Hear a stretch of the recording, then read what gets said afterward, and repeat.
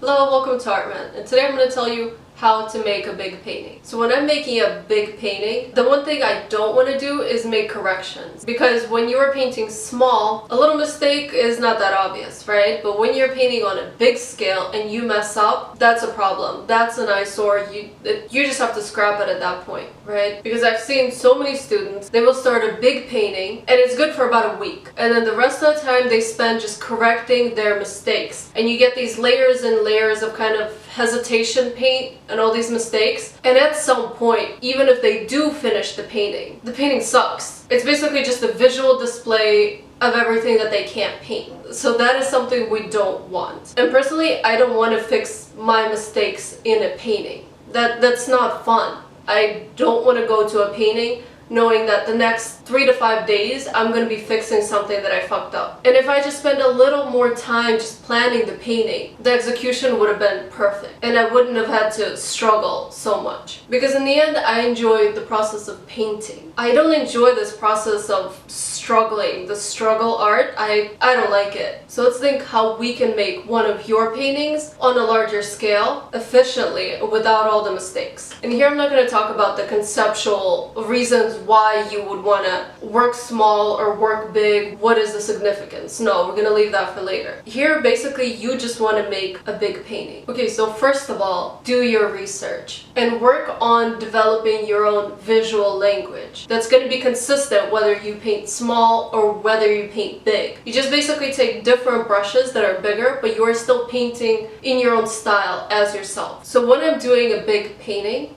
I will do like a bunch of small studies where the drawing doesn't really matter so much. I'm thinking more like on an abstract color composition kind of thing. And then I will do different study of different parts of the painting. Like if I know I'm gonna have a problem with perspective, then I'll do like a small little drawing. And these drawings no one really sees. They're just for me to work through the difficult parts of the painting on a small scale to where I'm not attached, to where I can just scrap them if they don't work. And then maybe when I've done like 5 little studies and worked through all the difficult areas, then I will do one very small study of the painting, the complete painting. And the reason why I keep that study pretty small is if I do a medium study of the painting, then I kind of did everything I wanted to do on a larger scale. I don't really want to take a medium-sized painting to large scale. Like I just abandon those. Those are not as satisfying for me. So I will do a very small study of the painting just to get the geometry of the painting right. And then I will get a large size canvas. And with this stuff, I kind of follow my intuition. As long as the proportions are right, you measure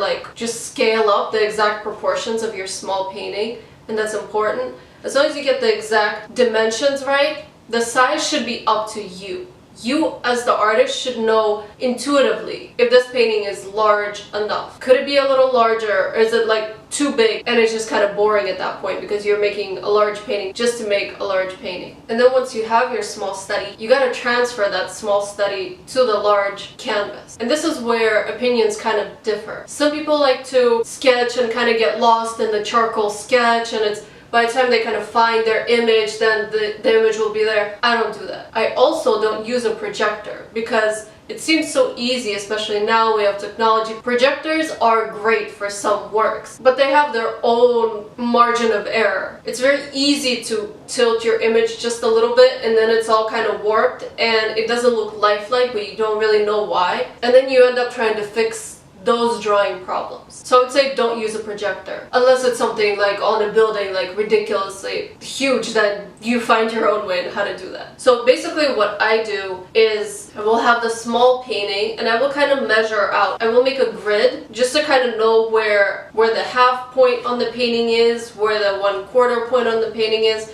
And then I will use tape to mark up the large painting. Just because you did a small study, it is no guarantee that it will look good large scale. And if you already start with paint and charcoal to try to transfer something small and large scale, you're going to find problems that did not exist on small scale in the large painting. So basically what I do is I draw with tape. So I have black tape and I have white tape. And the reason why I use white tape and it doesn't get lost on a white canvas is because I usually don't paint on a white canvas. I always tone my ground to where it's never just the white base. Because a lot of my painting is indirect painting. So I'm making this optical grays. So if you're working on a purely white canvas, don't use white tape. Use like green or orange, different painters' tapes, because you're not going to see the white tape. But because I use a color ground, I use it. So I use just black and white. And this is such a good medium to use on your large scale painting, because you can really figure out the geometry,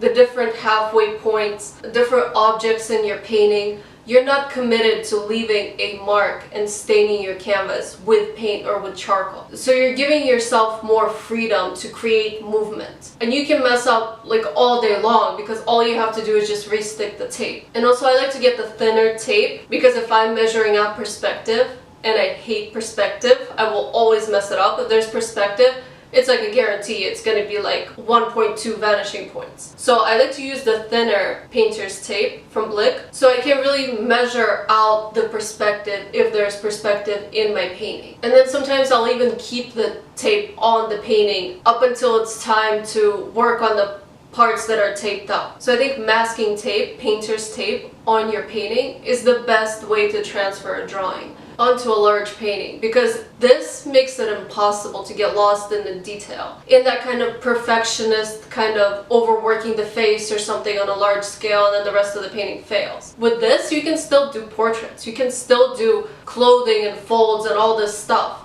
but this really limits you from becoming too precious in the initial stages of the painting. Because again, as I'm always saying, we are lazy painters. I don't want to make corrections in my own work. I just want to paint. I just want to enjoy the paint. I don't want to get caught up in fixing details that are too small for the painting to really matter. I'm working on geometry, color, perspective, light and dark, and shapes. So at the stage of transferring and really working out the drawing on a large scale, just use tape and then go in with a monochromatic drawing. Because the tape is going to help you with the layout, but it's not permanent. So at that point, once you've figured out your drawing and everything works from close up and far away. Always look at your big painting from far away, because we've all had those paintings where up close it looks great, and then you step away and you look at it from across the room and everything is wrong. So once you have your painting mapped out and the geometry and all the basic drawing stuff is on there, and you transfer the small painting onto the large scale, at that point get some thinner paint and use only one color. So a monochromatic drawing. Think of like Ang's painting. Like he did a monochromatic underdrawing and then went over it with color. Because if your large scale painting works in monochrome from far away, then that is a great start. Because if it works monochromatic, it's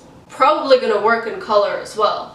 Because so much of a good painting is actually drawing and light and dark and shadow, and that is what makes the painting dramatic, and it's going to make the colors sit much better on it if you take the time and do a monochromatic color drawing. Because I know as a painter, all I want to do is start mixing colors and go in with the colorful part of the palette, but most of the time that's too soon. So just start with one color and really focus on laying down a good base for the rest of the painting, making a solid drawing. And then at that point, once you have a good drawing, then that's it. And at that point, you're 95% there. All you have to do is the fun part. You already know what colors you're going to use based on the color key. So all you have to do is just kind of color in the painting and you're done. Because when someone's going to look at a large scale painting, they don't want to see little mess ups and little mistakes. They want to see flawless execution. They want to see that you, as an artist, actually can paint large scale. That you've developed your skills on small scale and perfected your style to such a degree that you can paint a large scale painting and have it look good.